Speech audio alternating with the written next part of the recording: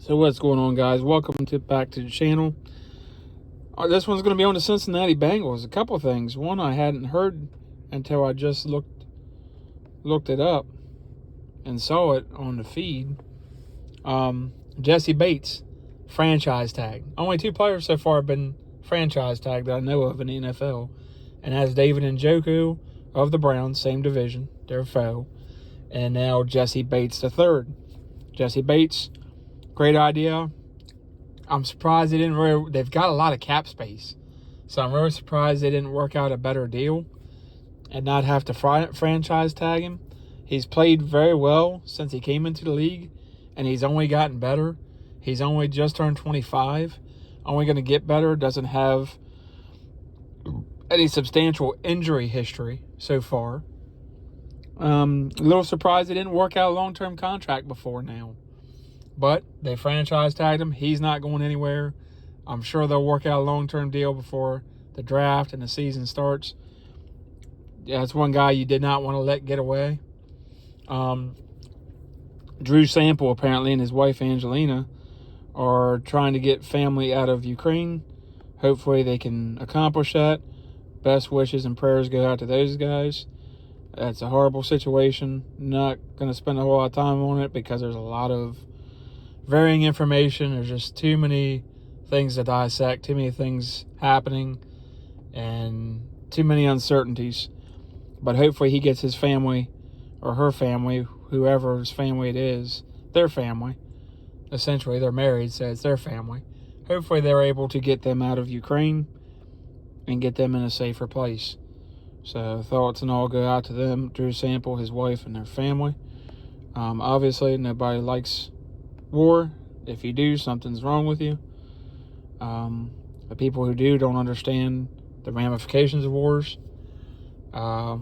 Moving on from that, back to the Bengals. The biggest needs we know are offensive line. You can't have Joe Burrow hopping back there, getting sacked 70 times. That's too many times in just a couple years. Way too many. One caused him a severe injury, and the other one, he got injured in the Super Bowl again.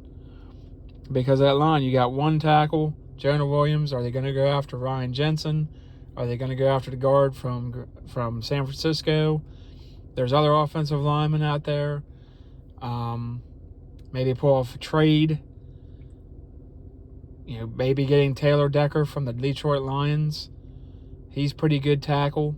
Put him on the right or left side. Put Jonah inside to the left guard or the right guard position. Still need a center. Still need some interior linemen. They got the cap space, and they've got some decent draft picks. And maybe some trades happen. But they got to fix that offensive line. They've secured their free safety, one of their better players on defense. Still need some help on the D-line, defense, but not terribly. They don't have... I feel like the Bengals are in a good position to make a lot of good moves in free agency and a lot of good moves in the draft.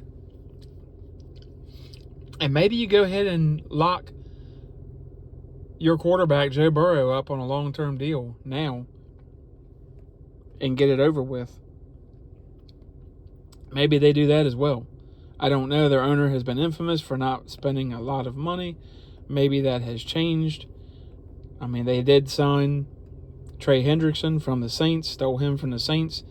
Obviously, you saw that affect the Saints greatly. Their pass rush was not the same. Their defense was not the same. But the Saints, I believe, will recover from that. But the Bengals can only help themselves. Maybe they go ahead and extend Sam Hubbard, who's another good pass rusher, and don't let him get away. Maybe they draft a big-time guy. Maybe they trade up. There's a lot of things that could happen. And teams really try to keep it on lock and key what they're going to do. Sometimes it leaks out, but you got to be careful. Sometimes those rumors just do not come to fruition. As I always say, I'll try to report it when it happens, as it happens.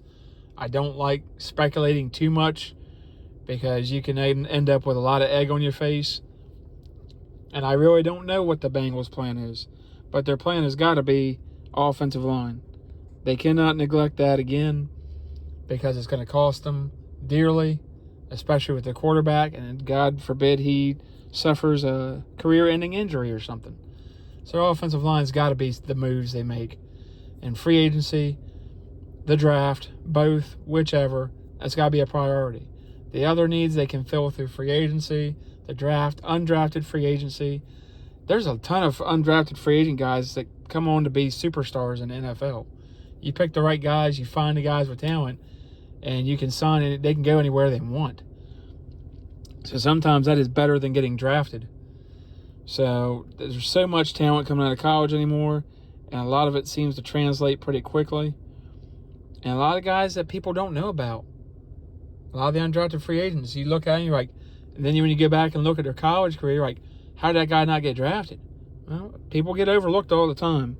That's life. It happens. Let me know what you guys would do. What would your priorities be? What would your moves be if you're the Cincinnati Bengals? I'm sure you share my feelings about the offensive line. I'm sure you share my feelings about Jesse Bates. Good move on the Bengals' part.